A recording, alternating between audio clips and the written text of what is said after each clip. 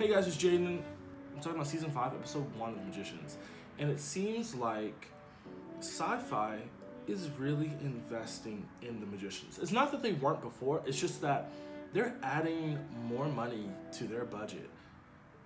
And they're really ramping up like the fandom for it. Granted, they're probably finally recognizing that, you know, a lot of their shows actually do have fans, and they're trying not to have another Expanse situation on their hands. Obviously, let's just start the episode real quick. Obviously, spoilers.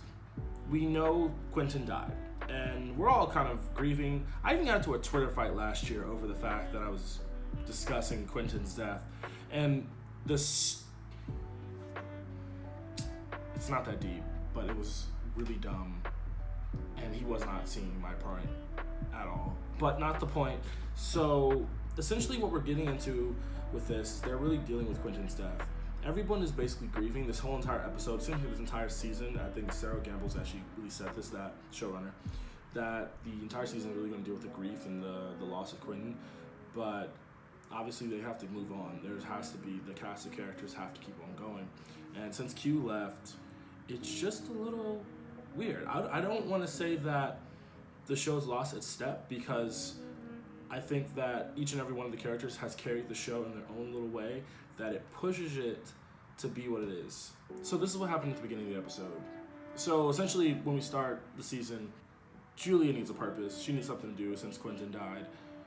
I guess Quentin was her project before, because that's how she was basically acting the entire episode, looking for someone else or something to fix.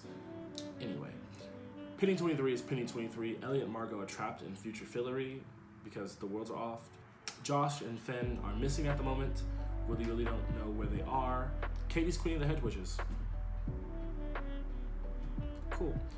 I guess I'll just start with Katie because her story is very out there at the moment, and it's not connected as much to everyone else's.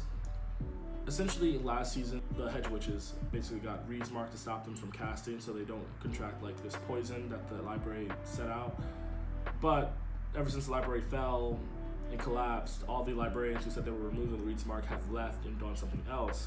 So Katie's trying to sit there and basically find a way to fix it, give people their casting back.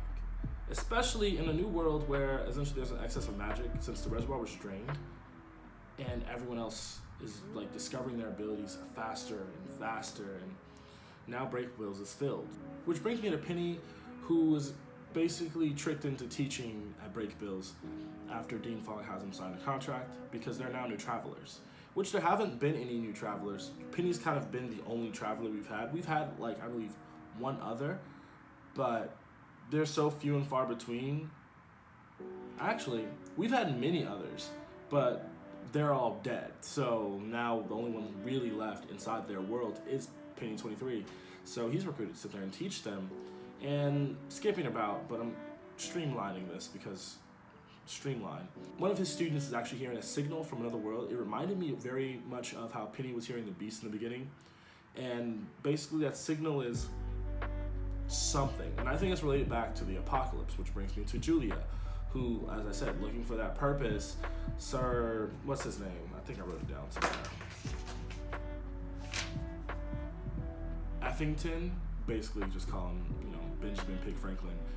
He basically tries to give Quentin Coldwater a quest, but Quentin's dead, and he's a misogynist, so he doesn't believe that women can do anything.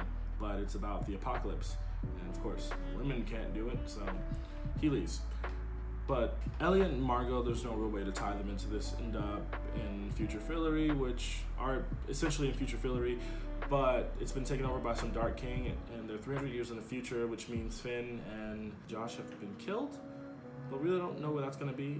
They end up watching some Ember Island players of their life, and it was very weird and accurate of how they basically got to the conclusion that the Earth Kids didn't care, which is kind of weird because, like, the amount of times that the Earth Kids actually saved them, but whatever, Fillory is Fillory, and Fillory's gonna do whatever. After the whole Ember Island players thing, they end up sliding down to the middle of the Earth, sit there and try and turn back time, only to know that it would basically blow up Fillory if they did that. So they end up going back up the slide. And essentially, Elliot doesn't want to talk about it. Elliot doesn't want to talk about grief. Elliot doesn't want to talk about death. Elliot doesn't want to talk about Q because he's grieving and he's really just trying to avoid the whole situation, basically acting like it didn't happen, while Margot's like, what the fuck? And Margot's not having it. They end up getting split up. Margot ends up in a cage. She sees a ghost Josh, and that's essentially that. So, honestly, we've seen the preview. They're really putting the money into this. I would like to say I know exactly where they're going, but I kind of really don't.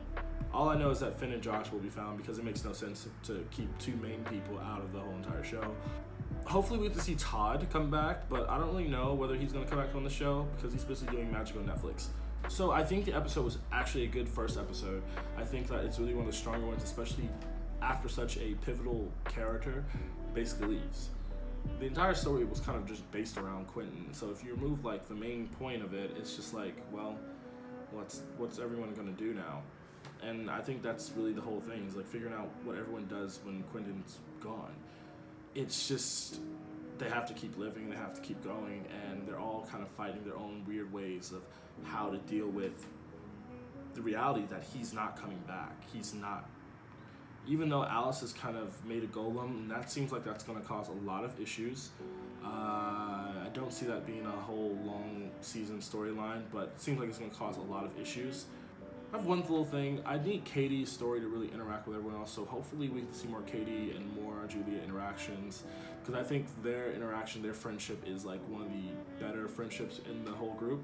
I love the fact that P23 is now kind of with Julia, so that's a really cool situation.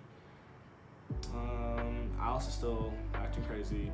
I don't really know what next week's gonna be like. I just think that the series is going well. It seems like Sci-Fi's really putting the money into it, and yeah, that's really today's review. Tell me your predictions about what you think is gonna happen this season, because honestly, I'm at a loss of words. I kind of was just like, oh, cool, an episode. And yeah, that was pretty much it. So, anyway, yeah. Like, comment, subscribe, let me know. Follow me on the socials, at the bottom, link in the description. See y'all later. Thanks for watching. Bye.